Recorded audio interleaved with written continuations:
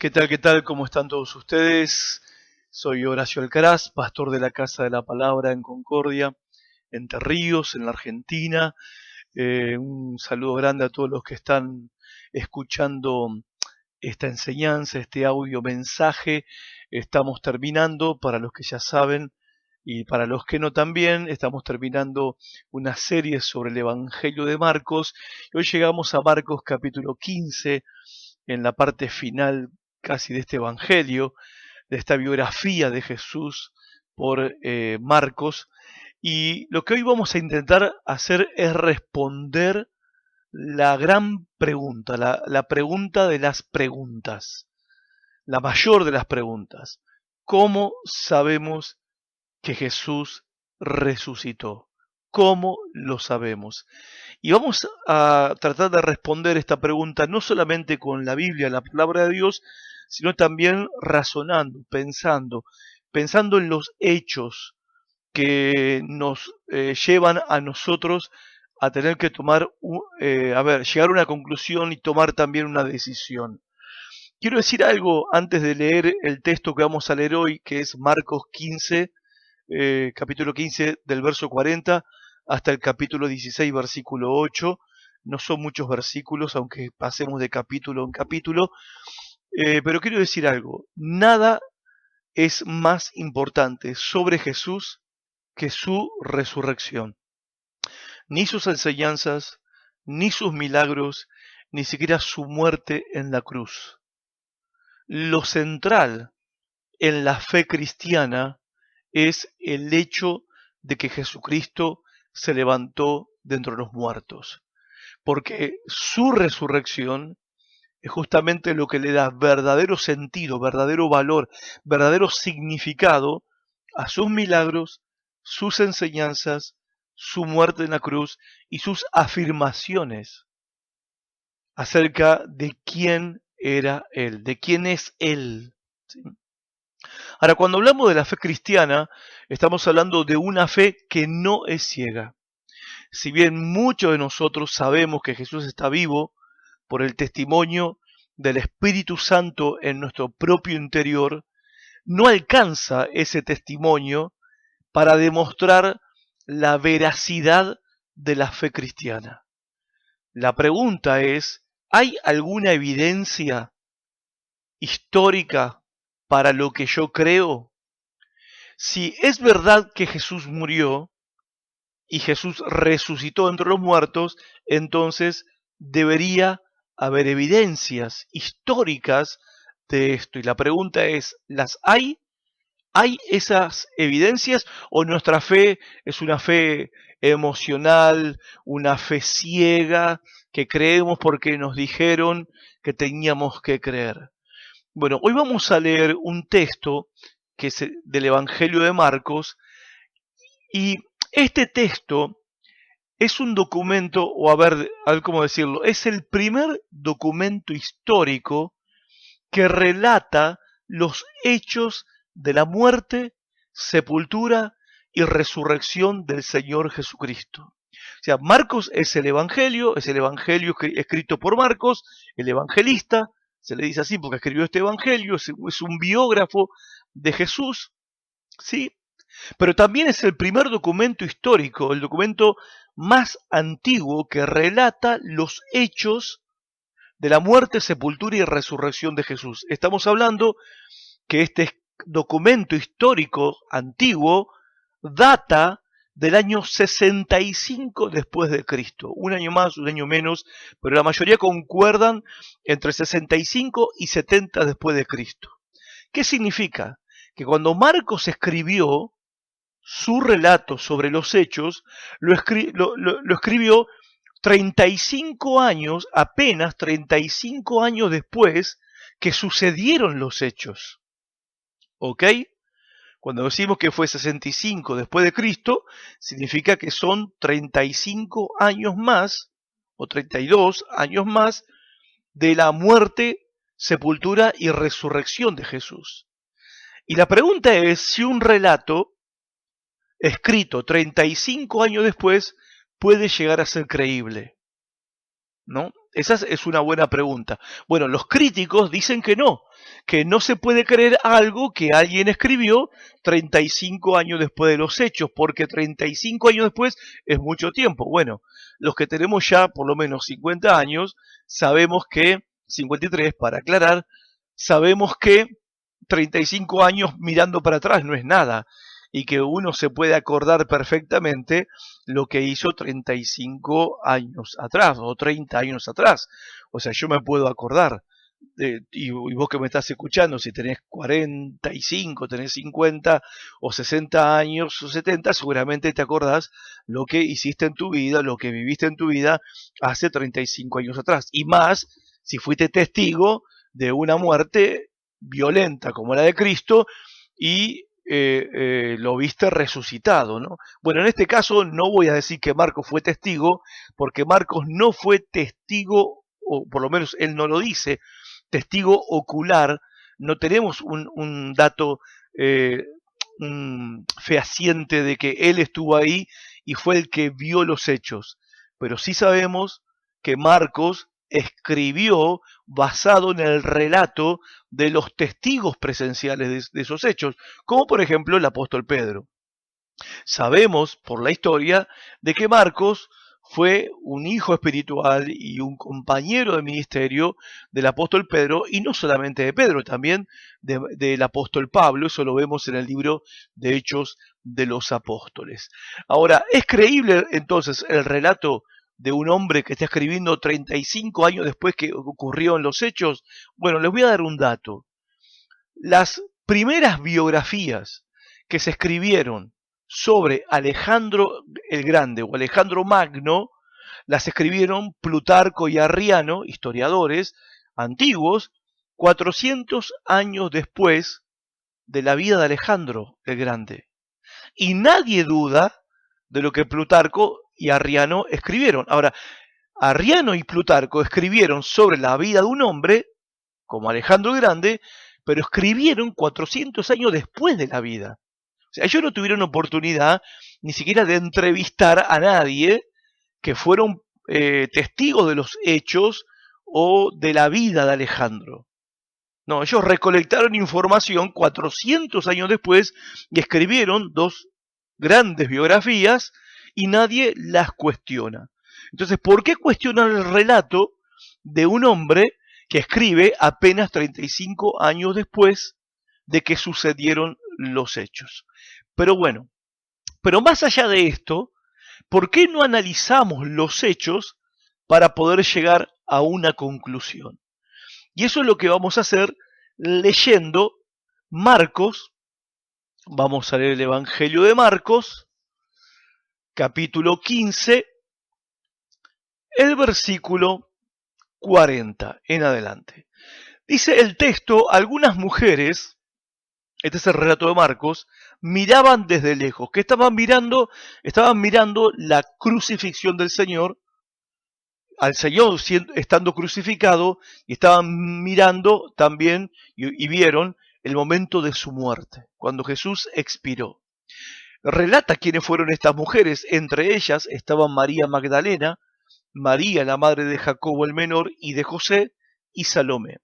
Es importante que acá en el relato de la muerte de Cristo en la cruz, Marcos introduce a las mujeres que estaban mirando. O sea, Marcos está diciendo, estas mujeres son testigos, obviamente, que Marcos tomó de estas mujeres el relato de lo que pasó en la cruz, porque estas mujeres, ¿qué estaban haciendo? Estaban mirando desde lejos lo que estaba pasando. ¿Quiénes eran? María Magdalena, María la madre de Jacobo el menor, y de José y de Salomé. ¿Y por qué es importante que tengamos los nombres de estas personas? Porque Marcos está citando la fuente de donde él obtiene la información. Y si vos al leer lo que Marcos escribió tenés alguna duda, no tenías que hacer otra cosa que pegarte un viaje a Galilea para preguntarle a María Magdalena, a María la madre de Jacobo y a Salomé si es verdad lo que Marcos escribió. O sea, no era muy complicado en el tiempo en que Marcos escribió desbaratar toda esta historia si esta historia era una mentira, porque las personas que están siendo citadas en el relato estaban vivas al momento que Marcos escribió esto. Versículo 41 dice: estas mujeres lo habían seguido y atendido cuando estaba en Galilea. Además había muchas otras, no fueron las únicas testigos de la muerte del Señor, muchas otras mujeres que habían subido con él a Jerusalén. O sea, eran testigos no solamente de la muerte, sino que podían testificar también de muchos de los milagros de Jesús, de las enseñanzas de Jesús, porque estuvieron con Jesús siguiéndolo desde Galilea y fueron con él hasta Jerusalén. Bueno, el día que murió el Señor, verso 42, perdón, era el día de preparación, es decir, víspera del sábado, dice Marcos, así que al atardecer, José de Arimatea, está citando su nombre también, miembro distinguido del consejo y que también esperaba el reino de Dios, se atrevió a presentarse ante Pilato para pedirle el cuerpo de Jesús. Pilato, sorprendido de que ya hubiera muerto, llamó al centurión y le preguntó si hacía mucho que había muerto. Una vez informado por el centurión que estaba muerto, le entregó el cuerpo a José. Está muerto, este es otro testimonio, y le entregan un cuerpo muerto a José de Arimatea. Entonces, José bajó el cuerpo, lo envolvió en una sábana que había comprado y lo puso en un sepulcro cavado en la roca. Luego hizo rodar una piedra a la entrada del sepulcro. Y noten esta información de Marcos: María Magdalena y María, la madre de José, vieron dónde lo pusieron, vieron a dónde lo sepultaron, vieron la muerte de Jesús y vieron a dónde la sepultaron. Y José de Arimatea baja el cuerpo muerto de Jesús y lo sepulta en una tumba personal. Marcos capítulo 16, verso 1 dice: cuando pasó el sábado, María Magdalena, María la madre de Jacobo y Salomé compraron especias aromáticas para ir a ungir el cuerpo de Jesús. Muy de mañana, el primer día de la semana, apenas salido el sol, se dirigieron al sepulcro. Iban diciéndose unas a otras: ¿quién nos quitará la piedra de la entrada del sepulcro? Pues la piedra era muy grande, pero al fijarse bien se dieron cuenta de que estaba corrida. Al entrar en el sepulcro, vieron a un joven vestido con un manto blanco, sentado a la derecha, y se asustaron. No se asusten, les dijo, ustedes buscan a Jesús Nazareno, el que fue crucificado, ha resucitado, no está aquí. Miren el lugar donde lo pusieron. Obviamente ellas miraron y la tumba estaba vacía. Pero vayan a decirles a los discípulos y a Pedro: él va delante de ustedes a Galilea, allí lo verán tal como les dijo.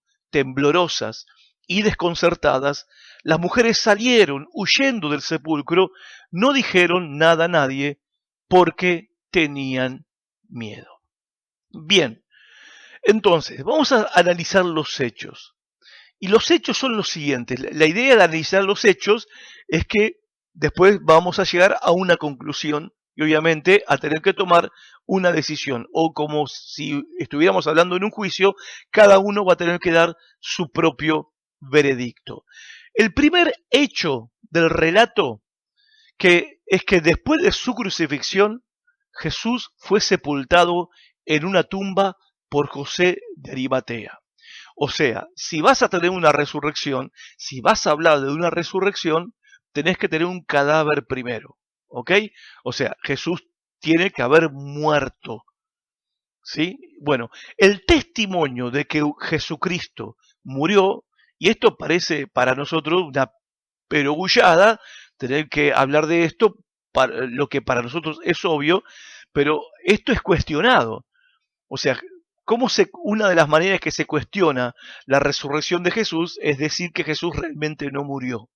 Bueno, el primer hecho contundente es que después de su crucifixión, Jesús fue sepultado en una tumba por José de Arimatea. Jesús estaba muerto. Tenés que tener un cadáver, como dije recién, para que haya una resurrección. Bueno, el testimonio de que Jesús murió no surge solamente de lo que Marcos escribió, porque Flavio Josefo, un historiador judío que trabajaba para los romanos entre el año 37 y 97 durante el tiempo de Cristo, mejor dicho, después de Cristo, 37 y 97 después de Cristo, escribió sobre la crucifixión y muerte de Jesús. Cornelio Tácito, que vivió también entre el 55 y 120 después de Cristo, Suetonio, que vivió de entre 117 y 138 después de Cristo, el Talmud judío, y Plinio el joven le escribe, él vivió entre 61 y 112 después de Cristo, le escribe al emperador Trajano acerca de la crucifixión y muerte de este Mesías, maestro judío, como lo llamó Plinio el joven. Entonces, tenemos testimonios de historiadores que no eran cristianos y que ningún estudioso, erudito e historiador serio cuestiona los relatos de estos historiadores. Ahora, la sepultura de Jesús es atestiguada también por una tradición muy antigua que el apóstol Pablo la cita en 1 Corintios 15 del verso 3 al 5. Esto que voy a leer ahora del apóstol Pablo en 1 Corintios 15 era un credo que existía ya en la iglesia primitiva para el tiempo en que Pablo había salido en su segundo viaje misionero. Pablo dice a la iglesia de Corinto, porque ante todo les transmití a ustedes lo que yo mismo recibí, que Cristo murió por nuestros pecados según las Escrituras, que fue sepultado, que resucitó al tercer día según las Escrituras, y que se apareció a Cefas, que es Pedro, y luego se apareció a los 12. El relato continúa, por supuesto, y el apóstol Pablo menciona que se apareció a 500 hermanos más y que después se apareció a Santiago, el medio hermano de Jesús.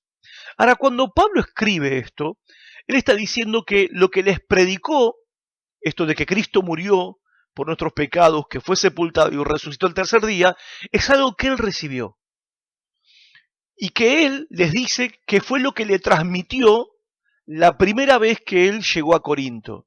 Cuando Pablo está escribiendo Primera de Corintios, hoy vamos a jugar un poco con las fechas, porque tenemos que situarnos en el momento histórico para poder comprender qué tan cierta es la muerte y resurrección de Jesús. Pablo escribe en el año 55 después de Cristo.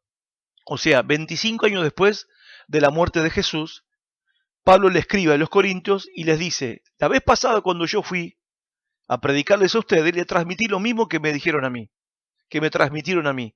O sea, me transmitieron esta verdad o esta tradición de la fe, que Cristo murió, que fue sepultado y que resucitó al tercer día. Lo recibí y como lo recibí, lo transmití. Ahora, ¿cuándo Pablo recibió esto? Bueno, es muy probable que esta tradición que Pablo recibe se remonta a la visita que Pablo hizo a Jerusalén apenas un par de años después de su conversión. Porque dice Gálatas capítulo 1, verso 18, que Pablo visita Jerusalén después de 2 años aproximadamente después de su conversión. O sea, Pablo está persiguiendo a los cristianos, estamos en Hechos capítulo 7, Pablo está persiguiendo a los cristianos, va a Damasco, llegamos al capítulo 9, bueno, estamos hablando aproximadamente de unos 3 años después de la muerte de Cristo y su resurrección. Pablo está persiguiendo cristianos, se encuentra con Jesús, o mejor dicho, Jesús sale al encuentro de él en el camino a Damasco, él se convierte a Cristo, se entrega a Cristo, y él dice en Gálatas 1:18 que él fue a Jerusalén y pasó 15 días con Cefas y con Santiago. Cefas es Pedro. Pasó 15 días con ellos. Y es muy probable que en esa visita él haya recibido de los testigos oculares de la resurrección de Cristo este credo, que era lo que la iglesia ya creía, lo que la iglesia ya estaba transmitiendo. Y esto era lo que la iglesia creía y predicaba apenas 5 años después de la muerte de Jesús. A ver, yo sé que tenemos Hechos de los Apóstoles y vemos en el libro de los Hechos de los Apóstoles que ellos enseguida, después del día de Pentecostés, salen a predicar. Ok, es verdad. Pero este credo, ¿sí?, es reconocido no solamente porque figura en la Biblia, sino que los historiadores que aún no son cristianos, aún ellos que son cristianos, reconocen que este era un credo que la iglesia ya estaba transmitiendo en los primeros años, 5 años después de la muerte de Jesús, y que tiene un origen casi apenas unos meses después de la muerte y resurrección de Jesús. ¿Por qué es importante este dato? Bueno, este dato, gente, es importante porque esto desmiente que la muerte de Cristo y su resurrección fue una leyenda, o es una leyenda, porque hace falta que pasen 2 generaciones para que surja una leyenda que tapa la verdad histórica. Una leyenda se genera cuando 150, 200 años después que pasaron los hechos, viene alguien y dice, che, pero vos supiste de Jesús de Nazaret, que vivió en el siglo I. No, la verdad es que no había escuchado.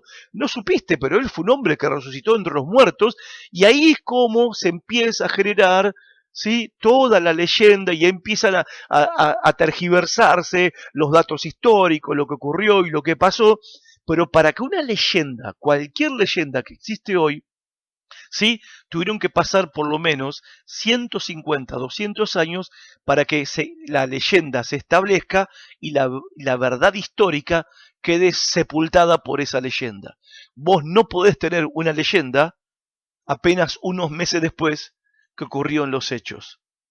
Entonces significa este credo cristiano que la iglesia ya tenía en su tiempo, es una muestra real de que ellos creían con todo su corazón lo mismo que habían experimentado, y era lo que ellos estaban predicando y transmitiendo desde casi la misma muerte y resurrección del Señor Jesús. No pasaron siglos para inventar la religión cristiana o la fe cristiana.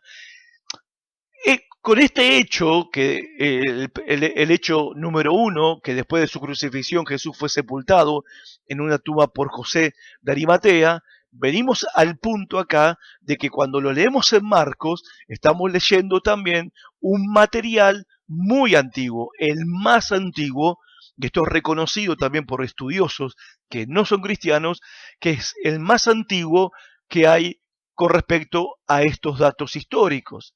O sea, el hecho de que sea tan antiguo significa que es imposible que haya sido una leyenda.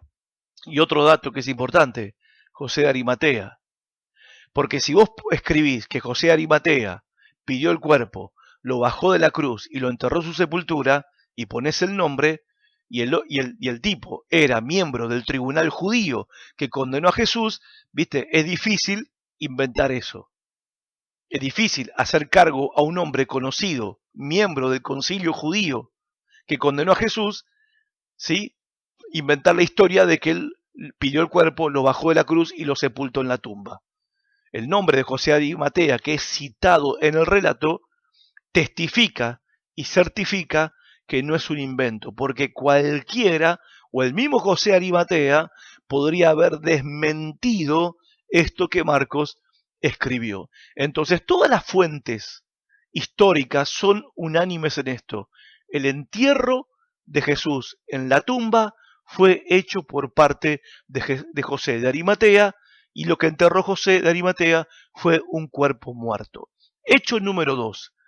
El domingo siguiente a la crucifixión, la tumba de Jesús estaba vacía. La encontraron vacía un grupo de seguidoras de Jesús, y es lo que nos cuenta Marcos.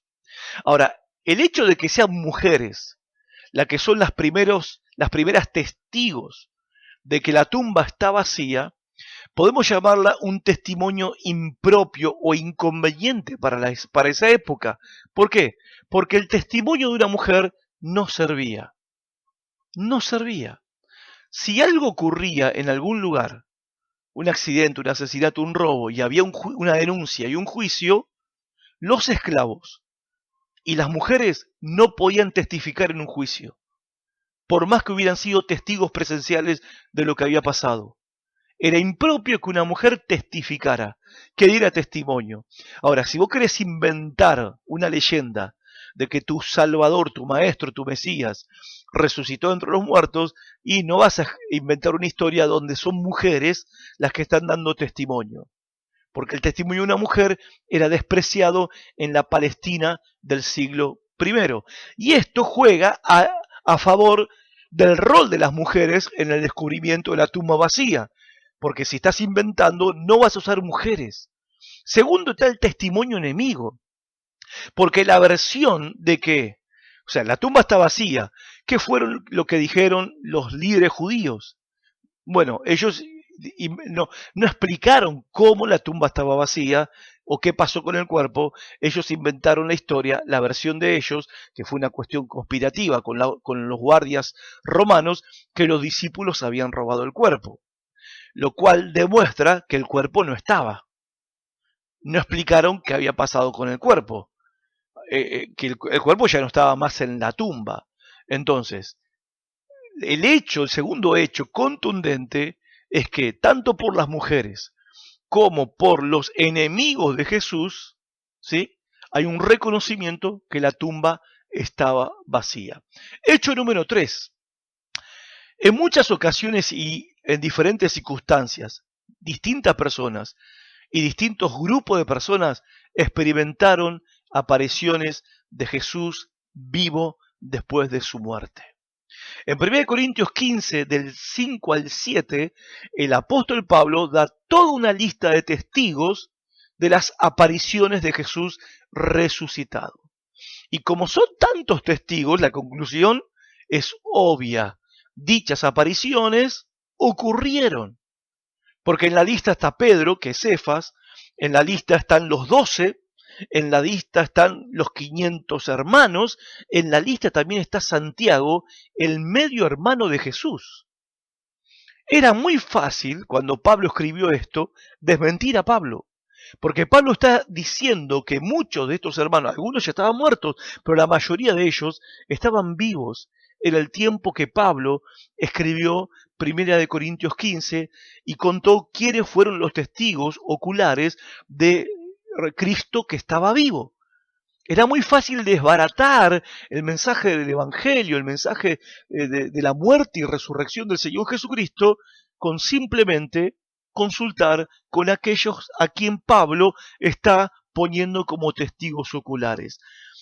El historiador Flavio Josefo, un historiador judío del primer siglo, él relata que Santiago, el medio hermano de Jesús, que se acuerdan, en el relato de Marcos, vemos en los evangelios que tanto María como Santiago y los otros medios hermanos de Jesús no creían en él. Pensaban que Jesús estaba loco, ¿se acuerdan? Bueno, Santiago terminó siendo martirizado, asesinado por su fe en Cristo, que era su medio hermano, a fines de la década del 60 después de Cristo.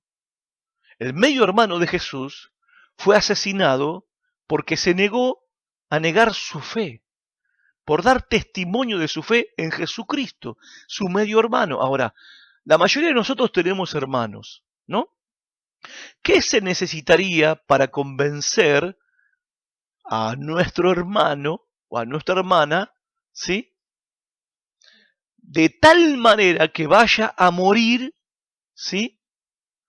Por la creencia de que su hermano es Dios. O sea, intentar convencer a tu hermano de que muera, ¿sí? Por la creencia de que vos sos Dios. ¿No? Bastante difícil.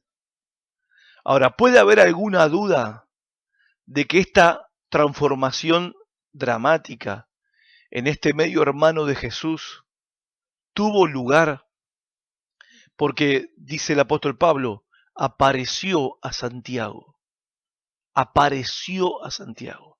La única explicación por la cual el medio hermano de Jesús está dispuesto a morir por su creencia de que su medio hermano en realidad era Dios hecho hombre, la única explicación de por qué este Santiago estuvo dispuesto a morir y de hecho lo asesinaron por esta fe, es que el mismo Jesús, su medio hermano, se le apareció a él y se terminó la incredulidad y se terminaron las discusiones.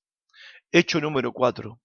Los discípulos creyeron que Jesús había sido levantado de entre los muertos a pesar de que ellos no estaban dispuestos a creerlo. Ellos no estaban dispuestos a creer el primer testimonio que ellos reciben de las mujeres, de que la tumba estaba vacía, y el mensaje que el ángel les había dado a ellas, de que había resucitado, los discípulos no lo creyeron. Entonces, y esto es un hecho que juega a favor de la resurrección, de que realmente Cristo resucitó entre los muertos. Porque pensemos por un momento en la situación de los discípulos. Primero, su líder estaba muerto, había muerto.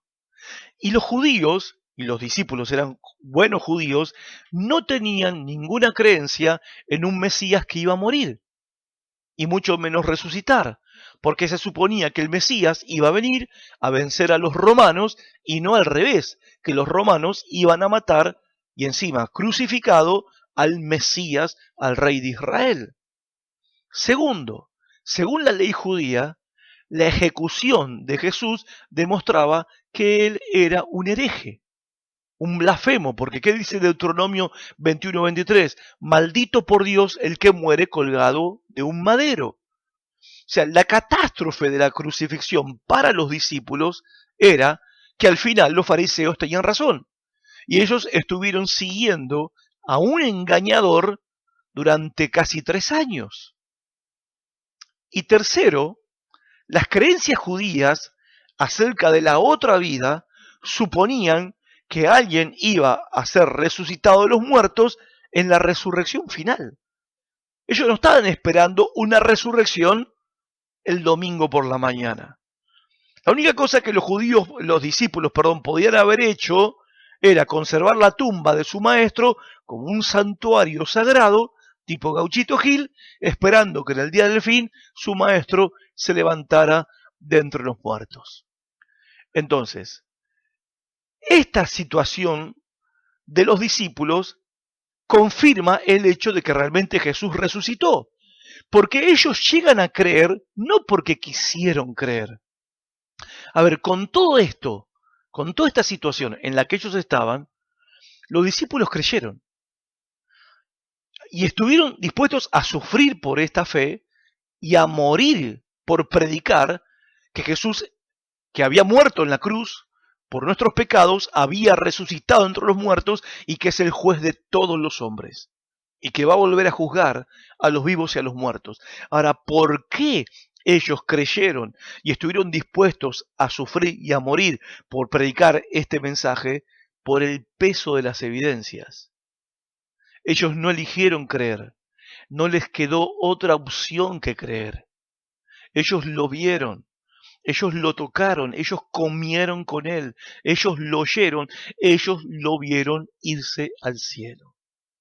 Un erudito inglés de apellido Wright, él dice: es por eso que, como historiador, no puedo explicar el surgimiento del cristianismo primitivo a menos que Jesús se haya levantado nuevamente, dejando una tumba vacía tras él.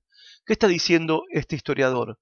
La única manera de explicar la osadía, la valentía, el coraje de los primeros discípulos y del avance y del surgimiento y del crecimiento de la iglesia es que Jesús se levantó de la tumba. No hay otra explicación, porque es imposible que estas personas cobardes, incrédulas, ¿sí?, se hayan transformado en los hombres y mujeres que se transformaron y con una audacia y una valentía sobrenaturales, dispuestos a dar su vida, y que la iglesia, siendo apenas un puñado de 120 personas, en poco tiempo se convirtieron en millares de millares. La única explicación es que Jesús se levantó de la tumba. Ahora, estos son los 4 hechos, ¿sí?, que les acabo de presentar, ¿no? Les dije recién, hecho número 1, después de su crucifixión, Jesús fue sepultado en una tumba por José de Arimatea. Eso es un hecho. Segundo hecho, en el domingo siguiente a la crucifixión, la tumba de Jesús fue hallada vacía por un grupo de seguidoras. Eso es un hecho.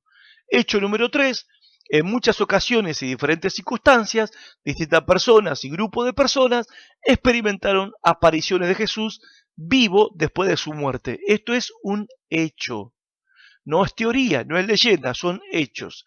Hecho número 4, los discípulos creyeron que Jesús había sido levantado de entre los muertos a pesar de que no estaban dispuestos a creerlo. Y esto también es un hecho. La pregunta ahora es esta. ¿Cuál es la mejor explicación para estos 4 hechos? ¿Cuál es la mejor explicación? Bueno, yo te voy a dar algunas explicaciones te voy a compartir algunas explicaciones que se dan, ¿sí? Con respecto a estos 4 hechos. Primero, que en realidad fue una resurrección espiritual. ¿Cómo sé que Jesús resucitó? Simple, Jesús vive en mi corazón. Ok, lo cual es verdad, ¿sí? Jesús vive en mi corazón. Pero eso explica la audacia de predicar a Jesús vivo en Jerusalén a solo días de haber sido crucificado en esa ciudad y con todos los matones que lo arrestaron viviendo en Jerusalén y con toda esa mafia del Sanedrín que lo condenó ilegalmente. ¿De dónde surge esa audacia de empezar a predicar que Cristo está vivo en un contexto tan peligroso? ¿Es que simplemente lo sentían en su corazón? ¿Cómo explicamos la conversión de Saulo de Tarso y su cambio tan dramático y su conversión y su transformación en el apóstol Pablo? ¿O cómo explicamos la conversión dramática de Santiago, el medio hermano de Jesús? Entonces, esta teoría de la resurrección espiritual no explica los 4 hechos que te presenté. Segunda explicación que algunos dan, que el cuerpo fue robado. Bueno, esta es la teoría más antigua, la versión más antigua. Ok, el cuerpo fue robado. ¿Quiénes son los sospechosos? Y, en primer lugar, los discípulos. Dijeron los judíos, los discípulos lo robaron. Bien, ¿por qué lo robaron? ¿Cuál es la motivación de robar un cuerpo muerto que lo único que lograrían es persecución y ejecución? O sea, nadie miente para ser perseguido y ejecutado. A ellos no le convenía robar el cuerpo, porque iban a crear todo un problema y ellos iban a ser los culpables de ese problema, ¿sí? Y ellos iban a ser perseguidos y ejecutados como habían ejecutado a Cristo. Y por otro lado, nadie está dispuesto a morir para defender una mentira. Entonces, ellos no tenían motivos para robar el cuerpo de Jesús, así que descartado. Segundo sospechosos, los judíos. Ahora, los judíos no pudieron ser ellos los que se llevaron el cuerpo, porque ellos lo querían bien muerto. Lo querían ahí, en la tumba lo querían. O sea que está descartado. Tercer sospechosos, los terceros que son sospechosos, los romanos. Bueno, ellos no querían tener problemas en Palestina con los judíos, no querían una revolución, en definitiva, y tampoco querían un Mesías que sea rival al César, al emperador romano, así que tampoco fueron ellos. Descartado, o sea, esta teoría del cuerpo robado, esta versión, está descartada como explicación. Otros dicen no, fue una alucinación colectiva, alucinaron, los discípulos alucinaron. Bueno, para hacerlos bajar a la tierra, alcanzaba con ir a la tumba y ver allí que el cuerpo estaba enterrado. ¿Sí? Eso alcanzaba. Y en un segundo se terminaba la alucinación espiritual. Descartada esta versión o esta explicación tonta de lo que pasó con la tumba vacía. Después, la versión o algunos explican, no, en realidad Jesús se desmayó. Ok. A ver, Jesús estuvo despierto del jueves a la noche, donde fue el juicio ilegal en contra de él, quedó en un calabozo en la casa de Caifás. Fue golpeado por los judíos en ese juicio a premios ilegales. Al otro día fue juzgado por Pilato, azotado casi hasta la muerte por los romanos. Después fue obligado a cargar una cruz que no pudo llevar. Estuvo 9 horas colgado en una cruz, clavado en una cruz. Encima, ¿sí? Al fin de las 9 horas, recibe un lanzazo en su costado, en una de sus costillas. Ok, se desmayó. Bien, ok, se desmayó. Lo sepultaron, pero estaba desmayado. Pregunta, ¿con qué fuerza removió la piedra y ahuyentó a los guardias? Y de última, en caso de que haya logrado remover la terrible piedra, y en caso de que haya ahuyentado a los guardias, cuando los discípulos lo vieron, no lo llevaron al médico.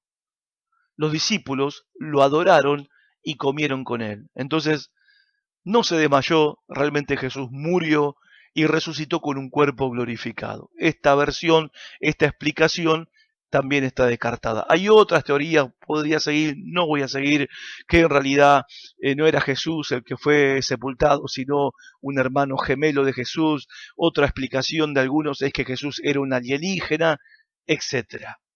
Ninguna de estas explicaciones explican racionalmente, lógicamente, por qué la tumba estaba vacía.